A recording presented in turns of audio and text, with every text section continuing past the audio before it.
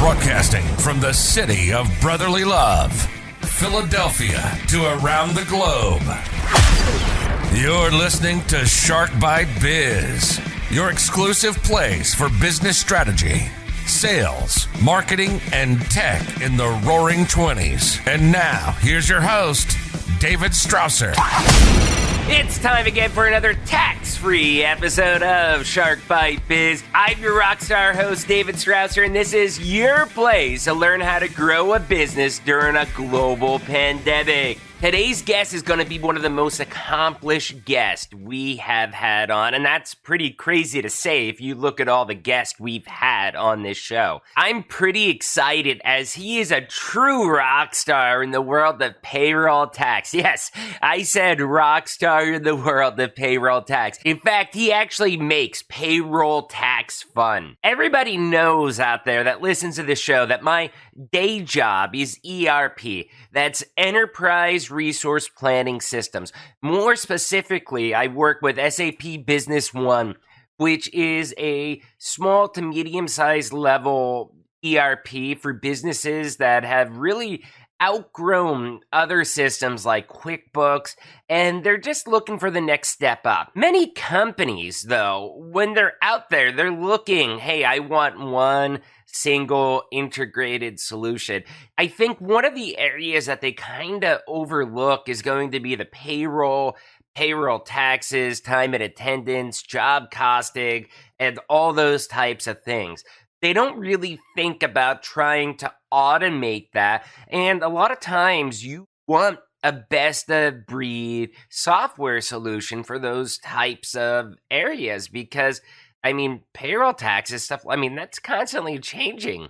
You know, you need something that's going to be a best of breed solution that you can really have confidence in because there's one person you don't want to tick off in this world, and that is the government. So you do not want to have an audit because your payroll tax is a wreck.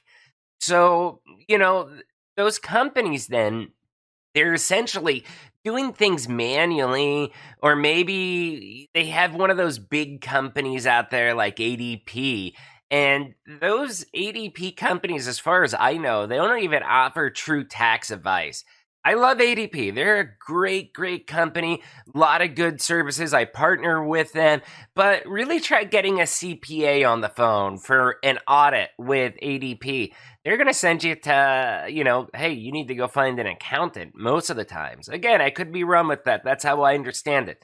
And realistically, that's just not going to happen with them. And that's why I love highlighting companies like today's guest, because he is a super accomplished small business owner that knows how to take care of his clients. He gives that TLC that larger companies realistically just can't compete with. So who are we having today? Charles J. Reads. Yeah, so who is that epic fellow? Oh, so glad you asked. Charles J. Reads is a certified public accountant, CPA, U.S. Tax Court Practitioner, USTCP, member of the Internal Revenue Service Advisory Council, IRSAC, and the founder of GetPayroll. Mr. Reads' companies have provided full-service payroll services, payroll tax services, and other payroll-related services since 1991. Charles is an accomplished senior executive and entrepreneur with more than 50 years of financial leadership experience in a broad range of industries and author of 4 books. The latest one being The Payroll Book, a guide for small businesses and startups. So without further ado, let's bring Charles on in here. Business strategy. Charles, so glad to have you here. Welcome to Shark Bite Biz. David, thank you. It's a pleasure to be here. Oh, no problem. So on our show, we have this tradition, I know who you are. I've seen your profile. We've been chatting for a little bit here. Many of our viewers and listeners don't know who you are. So can you please tell us what your experience, your background, what's your expertise, your company? Give us the goods on Charles Reads. Sure, more than happy to. I'm an Iowa boy. I grew up in Davenport, Iowa. Went to high school there. After high school, I worked for a little bit and then went in the United States Marine Corps. Spent 4 years, almost 2 years overseas. I'm a Vietnam veteran. Thank you for your service. My pleasure. Well, you're welcome. Let's just leave it at that. I got married while I was in service. When I'd gotten back from overseas, I met a woman in Kansas City, married her. She had 5 children when I married her. We were married for 45 years until she passed. Wow. Oh, so sorry to hear that. Yeah, it was a good marriage. I mean, most people don't make 45 years. Oh, yeah. Actually, last Saturday would have been my 50th wedding anniversary. Oh, so sad to hear that. That was a little tough. But got married, moved down to Dallas, went to the University of North Texas, got my bachelor's and my master's, went to work for major corporations. My first one was Texas Instruments. Worked for corporations large and small for a number of years, then doing corporate work and turnarounds. What were you doing exactly with those corporations, though? Because I imagine you weren't on the front lines of the war for them. No, I was a financial analyst and then became an assistant controller for Trailways, doing testifying around the country. Then I went to a smaller company as a controller, did a couple of slots of that, manufacturing, import, high tech, a bunch of industries. A lot of good experience. So, question with that then, how did you decide that you wanted to go from active military duty with the Marines to, you know what, I'm shooting guns in a war, I'd rather be an accountant? Well, actually, the Marine Corps and I came to a parting of the ways. I was a computer programmer, systems engineer is my MOS in the Marine Corps. When I was in Vietnam, I got transferred to a combat outfit because I was young and stupid. And I couldn't be a Marine and not see combat. I mean, too many John Wayne movies. Yeah, exactly. So when the 4 years was up and I was married, and we just, I couldn't get out of the Marine Corps what I wanted. And so to get my education and move on in this world, I had to become a civilian again. I had no problem with a military career, but it just wasn't going to give me what I wanted. I'd done my 4 years, and I felt I'd served my country effectively. That's excellent. So you basically had a career transformation, just kind of following your heart to go where you felt your calling was to help unlock the next level of your life where you wanted to get. Absolutely. And I didn't realize I wanted to be an accountant until I guess I was in my senior year of college. And it just, things started to come together. And I said, hey, I like this stuff. I'm a very analytical person. I'm very detail oriented, and being a CPA seems like a natural fit. And it's a good living. I've done well, and so I said, we'll try it. And so I sat for and passed my CPA exam while I was still in college. Passed it on my first sitting, which was nice. CPA stands for can't pass again. So you only have to pass the exam once, thank heavens. I would not want to sit for it again. And so, I was a CPA for a number of years. I still am a CPA. I was a CPA in industry. And then here about 30 years ago, realized if I was going to run a corporation, it'd have to be my own, because I didn't have the political skills to rise to the top in something like Pennies or TI or whatever. I'm unwilling to stab people in the back and knock them off the ladder and this kind of thing. So I started my own company. The wife and I started it was a franchise to start with, and then the franchisor went belly up. So we just kept going, and we did accounting and payroll. That's how it is, though. When you're an entrepreneur, I mean, you're going to have a lot more fails than wins. Sometimes you get lucky and you get it on the first shot. But I've heard so many people, it's like, I started this. Didn't work out. I started that. Didn't work out. Then I started this, and wow, that's where I struck gold. Exactly. It's getting experience, and no experience is ever wasted. So every time you do something, you learn, and it makes you better for the next experience. So that worked for us. We started the company. After a few years, I took on a partner, and then here about 8-9 years ago, I sold him the accounting business, and I just kept the payroll. And we've been growing GetPayroll ever since. So it's Right. been a good run. I sold the accounting practice to my partner, and we just kept the payroll business and have kept going since. GetPayroll's been quite a success for us. Oh no, that's great. So your business then, the Get Payroll, how long has it been around for? Well, in actuality, it's been around for 30 years. We've gone through Okay. a couple of iterations. We started off as Financial Express. When the franchisor went bankrupt, we became Armark Services, which was the Mhm. wife and I owned. Later on, we switched the payroll to Custom Payroll Associates, which is still the base entity. And then here a number of years ago, we added, for marketing purposes, Get Payroll. And that's kind of how we go to market these days. It seems a little more current than Custom Payroll Associates. So Right, right, right. Get Payroll has a better feel to it. And that's what we've been going to market for the last 4, 5, 6 years. We've been Get Payroll, but it's still, as you'll see on our literature, powered by Custom Payroll Associates, and that's the formal Okay. entity. Okay, so that's pretty cool. So I don't know if you know this, but right now we're in the middle of this global pandemic thingy. Have you heard about Oh, that? just here and there. Right, exactly. I've got to ask you, with your company, I mean, how has this global pandemic affected Get Payroll? How has it affected your clients? And be real honest, when they were first talking about shutting down the economy, Hmm.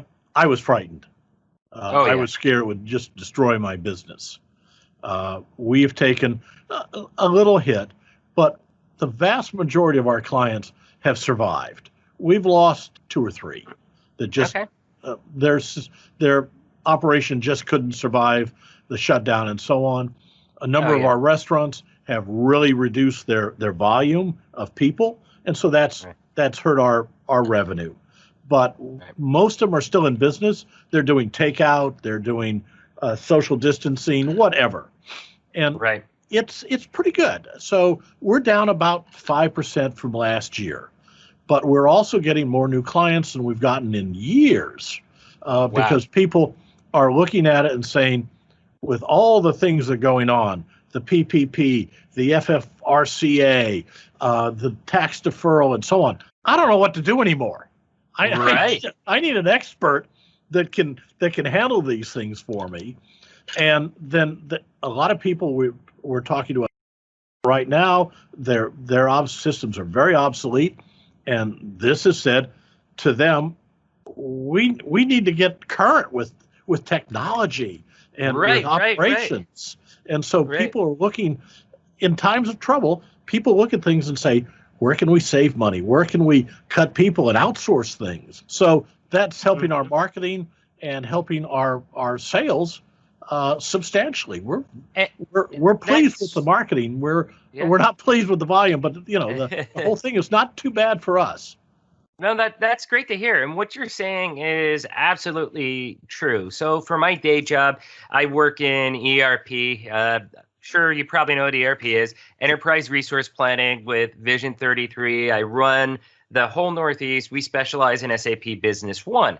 Sure. And that's one of the reasons why I wanted to start this podcast, because this pandemic has forced companies to have to do a digital transformation. ERP systems like what you have, they're a big piece in helping that automation. So that way you can run as lean and as efficient as possible. Right. So how does a company like Get Payroll help in that digital transformation and that actual automation of the payroll piece? Well, we have obviously very expensive and very complete software that Mhm. we can provide to our clients for a pittance because we Right. provide it to thousands of clients. So you get the advantage of buying very, very high tech, Mhm. expensive software for just the usage that you use every week or 2 weeks or once a month, whatever. And on Right. top of that, you get me, somebody who Who has, wouldn't want you, Charles? That's well, enough right there. I'm sorry, if you were to hire me full time, I go in the 6 figures, okay? uh, But you can call me and say, Charles, What do I do about this? I've got this problem. This has come to my attention. What do I do? Mm-hmm. Now, my people are well trained, but if they can't answer the question, they'll transfer the phone call to me. So you can get real expertise. And on top of that, we're compliance experts. So when the IRS comes to you and says, you owe money, you may or may not. The IRS makes millions of mistakes every year. Oh, yeah. The things you can't even believe happen. Electronic payments get misapplied. How they misapply an electronic payment is beyond me, but they do. Payments disappear. Mail doesn't get opened. Things get stapled together and filed and are never recorded. Everything you can think of that can happen with paperwork and people and equipment. The IRS has 100,000 people with a lot of obsolete technology, some of which goes back to the 1960s. Oh, yeah.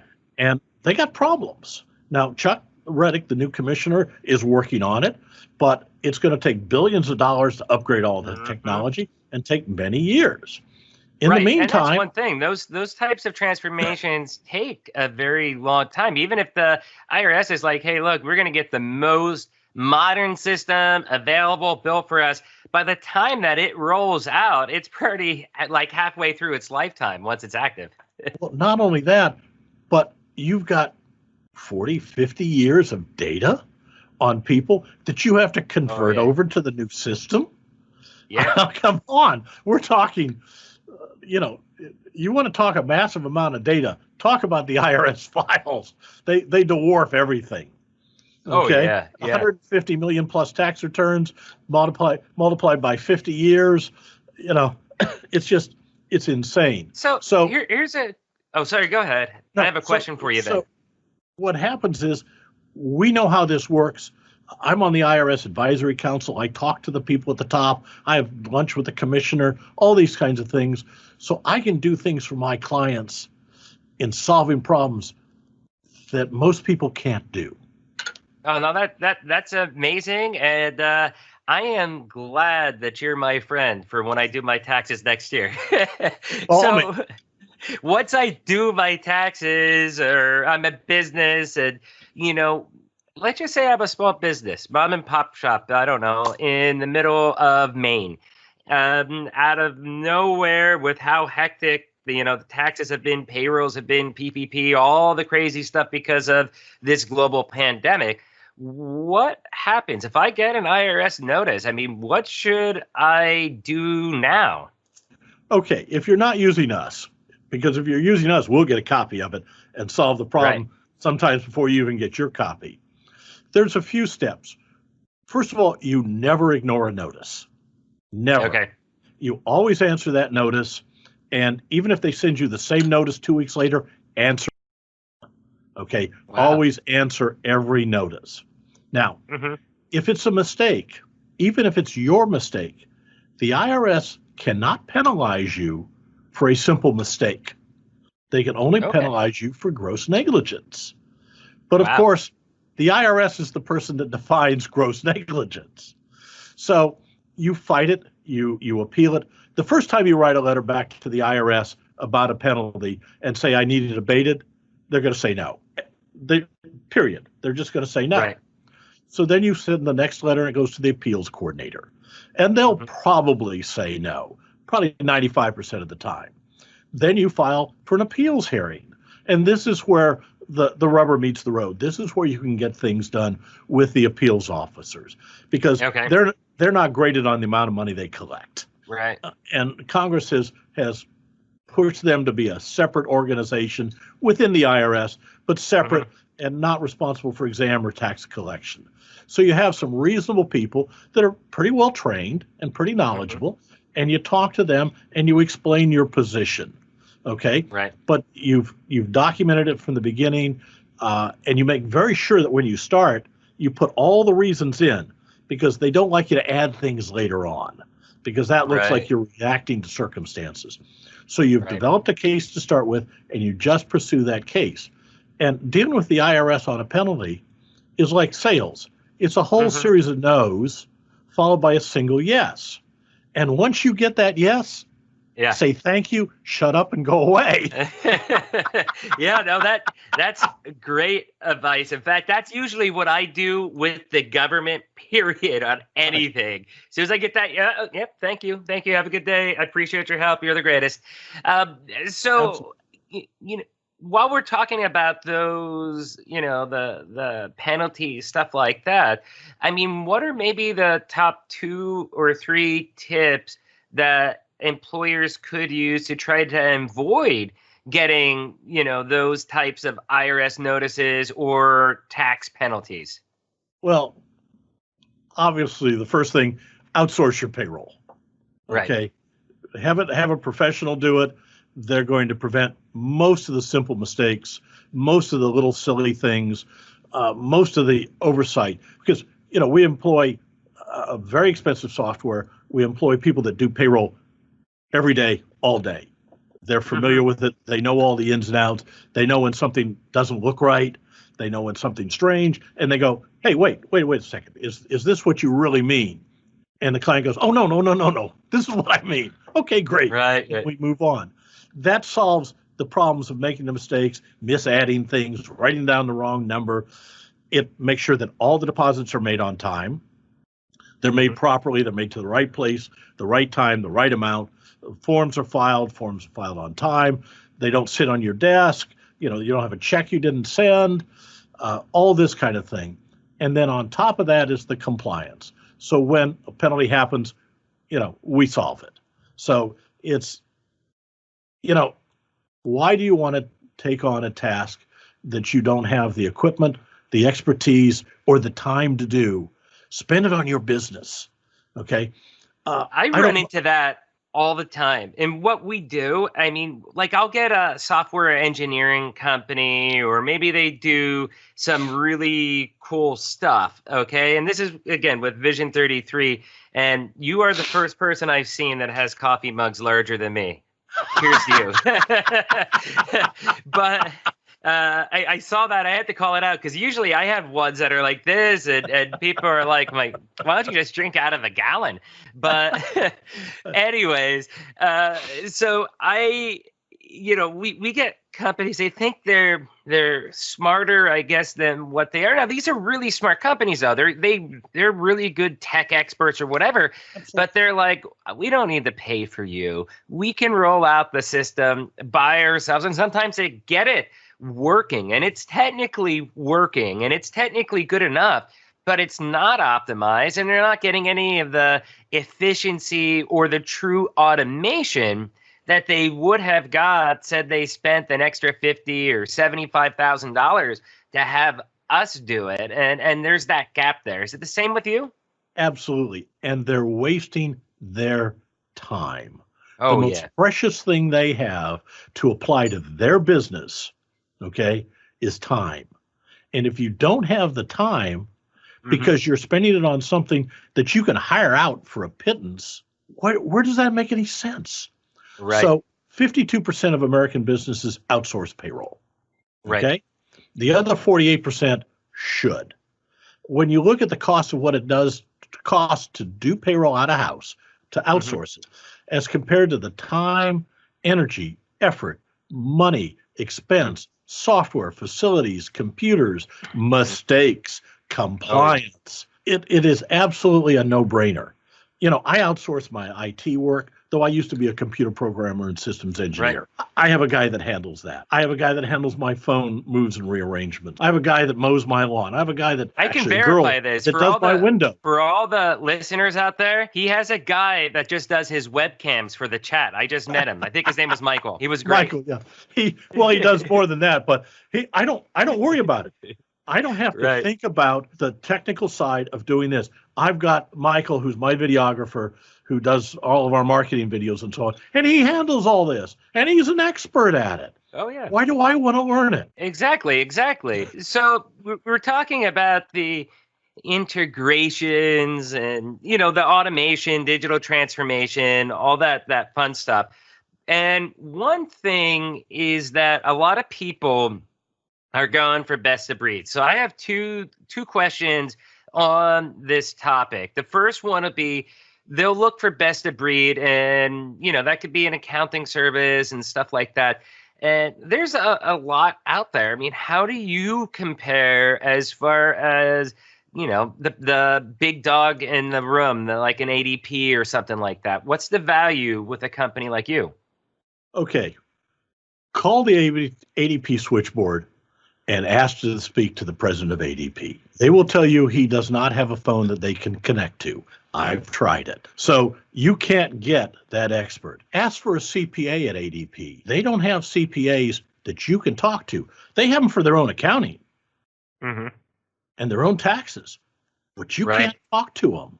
So if you have a problem, you got to call your own CPA and pay him, even though it's a payroll problem that you're paying ADP or Paychex or Gusto or any of the others for. You need a CPA to talk to or an expert. You can talk to their clerks. You can't talk to an expert. On the other hand, you call me, talk to one of my people. If they can't solve it, they'll send the call to me. I'm a certified public accountant and have been for over 40 years. I've been in the payroll business directly for 30 years. Okay. I'm a United States Tax Court practitioner, which allows me to represent my clients in tax court, even though I'm not an attorney. Wow. There's about 200 of us total in the country that have taken the exam with the U.S. Tax Court and passed it and can practice in tax court. So if you have a problem, amazing. I do this periodically, that the IRS just gets crazy sideways with you. For $60, we file a petition with the tax court, and it gets sent back to docketed appeals, where a real IRS expert that's totally independent from exam looks at it and says, oh, this is, and it goes away. 95% of all U.S. tax cases get resolved prior to court. These are things we can do that our competitors cannot do. Yeah, I mean, that's an amazing value add.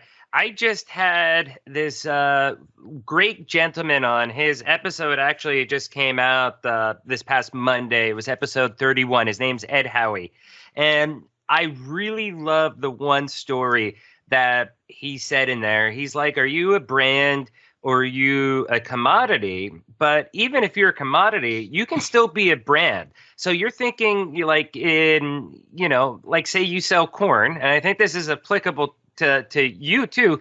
Do you want to be the corn that is, 8 ounces for $1 in the canned aisle, or do you want to be in the frozen section of Wegmans with lime and cilantro selling for $3.99 because of the value add that you end up giving? And I think that's exactly what we're talking about here, that you're taking payroll tax service like that, and you're giving a lot of extra personalized benefits that gives value to the customer. I mean, you're having that real personal connection with them when needed, and they can truly rely on you as a partner, not just a provider of a service. Absolutely. We are that. We are, we don't have a call center. So you talk to live people, and you can talk to the same person over and over again. We provide personal service. Oh, they do. You'll talk to the person that processes your payroll, not just some person that answers the phone. And if we see something strange, we'll call you. It's personal service. We believe in taking care of our customers. We don't take on everybody. We're not the lowest, cheapest thing in the field, but we provide a value that we think is second to none in terms of expertise and compliance. I mean, ADP, if all you want is a paycheck, ADP does a reasonably good job. So does Paychex, so does Ceridian. Right. But the moment you have a problem, I mean, you buy auto insurance, you buy homeowners insurance, consider GetPayroll as insurance.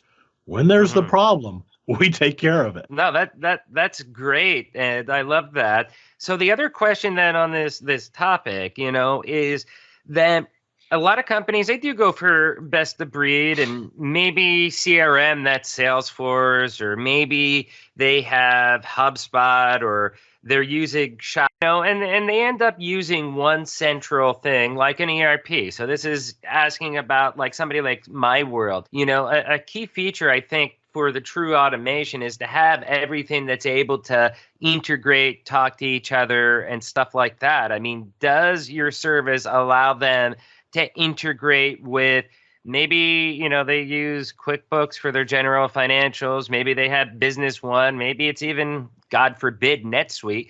But not very fond of them. But I mean, do you allow that the API integration so that way they're able to truly have that fully integrated solution, across the board where they have one single version of the truth? Absolutely.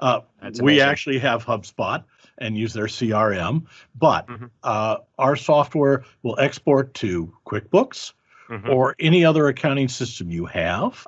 It works with everything. We have integrated timekeeping. We have integrated HR services.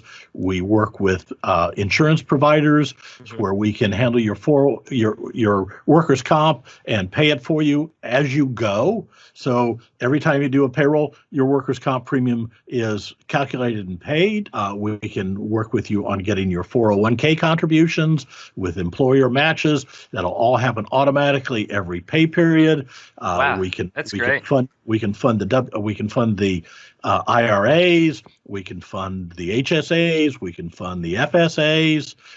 We can fund all those things automatically. You never have to think about them. You never have to write an AP check. You never have to remember to write an AP check to the 401k provider that you forgot and your employees sue because you didn't get the market upswing because you didn't put the money in. And yeah, that's great. Boom. Normally when I have these shows, we don't really focus on too much on the business itself. It's more because it's like, hey, look, people don't want to listen to an advertisement. Absolutely. Right. But the difference here, and I just want to point this out for the listeners so that they can kind of understand my thinking behind this, is that what Charles's company does is that it is helping people digitally transform and automate a lot of their business processes. And this is something that a lot of times kind of goes a little bit overlooked. So that's why, bringing him in, hearing all this great tax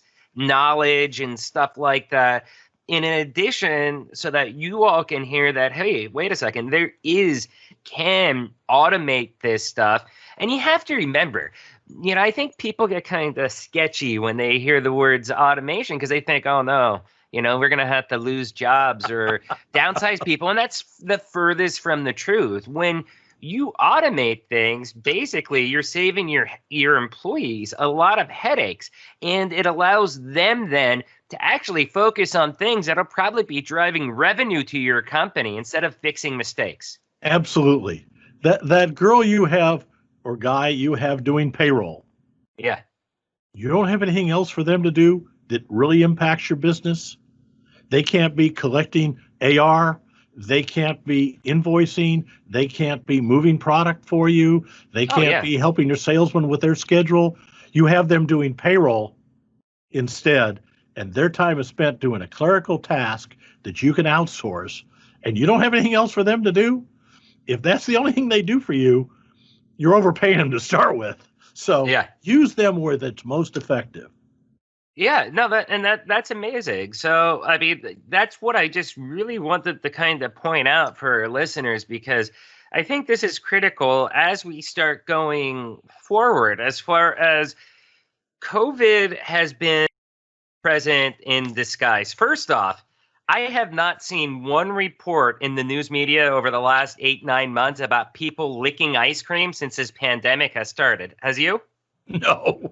That has completely stopped. Okay. I did see a comment about a milkshake that Biden bought, but that's about it. But nobody has been licking ice cream, so it stopped that. But the other thing is, it's kind of forced people to take a step back and just reevaluate. How do we do business? Why are we doing this? Are we doing it just for the sake of that's how we've always have done it? Yep. Or are we being forced to change? Is there a better way? And this is one of the big areas that I really think can help businesses run more efficiently. We do have to start getting wrapped up here. I'd like to say one of the final questions that I'd have is PPP and the PPP loans and stuff. A lot of companies got those in some form or degree. Maybe they didn't even get the full PPP loan, but they got that advanced loan or whatever. How do you maximize that loan forgiveness going forward? Well, the economic disaster piece, which was the advanced one, that's a loan, and that you'll have to pay back. It's a low interest loan, SBA. But the PPP, there's forms out there. They're available now. Your financial institution that gave you the loan will have them. You can get it off the SBA site. There's both a simple form, if it's a simple PPP and you have the data. There's a more complex form if you have to go to it. But if you've kept up your payroll and you have a 24-week period instead of the original 8-week period, if you've kept up your payroll all, getting a forgiveness on the PPP should not be a problem. Just fill out the forms.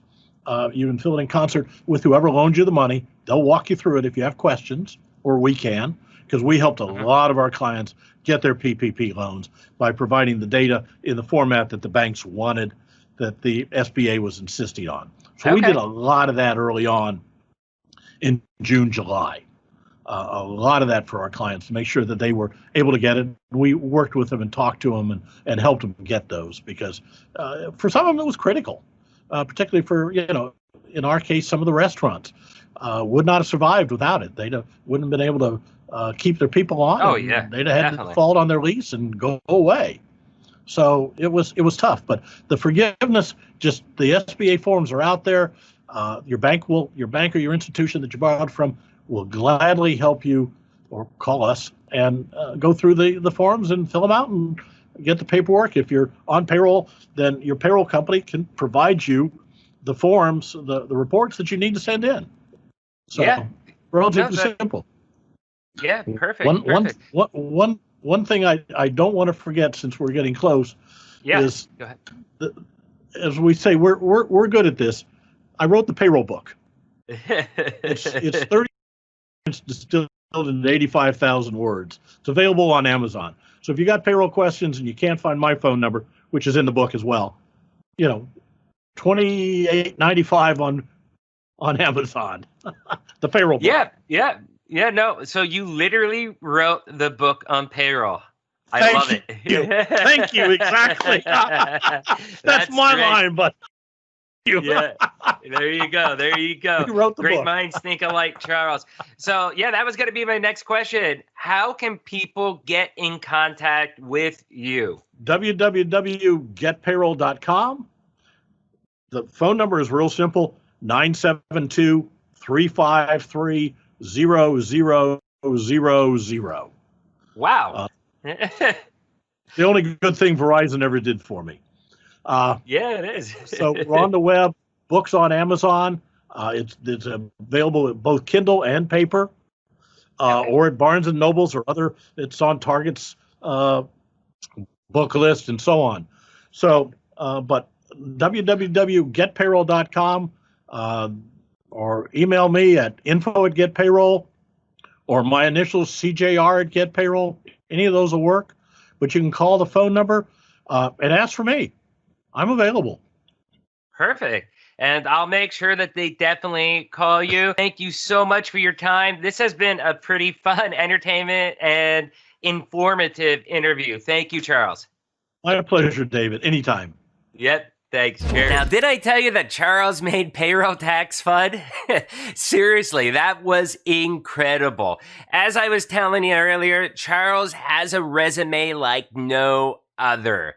He's a CPA that can represent his clients in tax court without even being a lawyer. I mean, that's a pretty amazing achievement right there. One of about 200 or so people in the country that could do that. And some of these tips and topics we discussed were pretty critical for businesses right now at this time.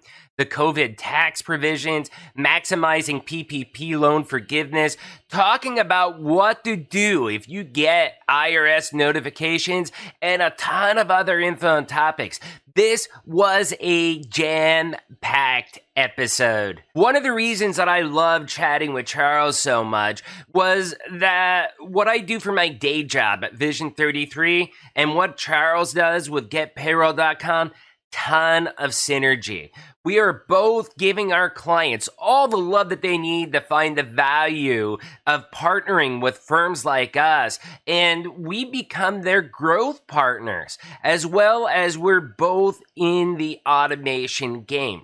Now remember, automation isn't about taking jobs away. It is making the work lives of your employees easier. It's making your data, making your processes more streamlined, and most importantly, more accurate. And I think Charles summed it up best. Would you rather have somebody agonizing about payroll, or would you rather have that person working on something that can actually help you drive revenue, that can help you grow your business? No-brainer for most of us, but simply everything right now during COVID, I mean, this is the best time period, probably in the last 50 years, for your business to reevaluate. How are you doing things? What are your workflow processes? All that stuff to see how can you simplify it? How can you make it easier? How can you automate some of those mundane tasks that drive your employees bonkers? So yeah, that was an incredible, great interview with Charles. I loved it. So for today's video, let's have a fun topic for discussion. What kind of tax trouble have you gotten into? Discuss in the comments section below, and I'm looking forward to hear some of these stories. So before I forget, the book on payroll called The Payroll Book was literally written by Charles J. Reed. Make sure you grab it on Amazon. I'm going to have the link down below. It is definitely on my reading list. I've skimmed through it. I've read some areas, and it looks informative. It looks like it's a pretty easy read for a subject that is so complicated. So do you want to be a guest in the show? Got a good business story to tell about how your business has had to adopt and change during quarantine or this never-ending pandemic? Shoot me an email, david@sharkbitebiz.com. Believe it or not, a lot of the guests that we've had on more recently are actual listeners of the show, or their people are, and they connected with me, and that's how we got them on. That's how we ended up getting Charles on. So very last thing, remember, please smash that subscribe button. It doesn't matter if you're watching on YouTube, you're listening on Spotify, on iTunes, on, I don't know, Google Podcast, iHeartRadio, Deezer, Stitcher. You can actually say, Alexa, play the Shark Bite Biz podcast, and our episodes show right up there. It's never been easier to subscribe to the show. Do me a favor, smash that subscribe button, and if you really want to do me a solid, this week I'm calling upon all our listeners with this very special episode that we have about payroll, taxes, automation, all that stuff. Do us a favor, share this episode on LinkedIn. Help other business owners, business managers, executives, young executives, directors, whoever they may be. Help them find the Shark Bite Biz podcast so that we can help them unlock this knowledge so that they can grow their businesses and also grow themselves personally. So there we go. That's the wrap. Once again, please don't forget, I'm David Strausser. This is Shark Bite Biz, and I'll see you guys next episode. Cheers.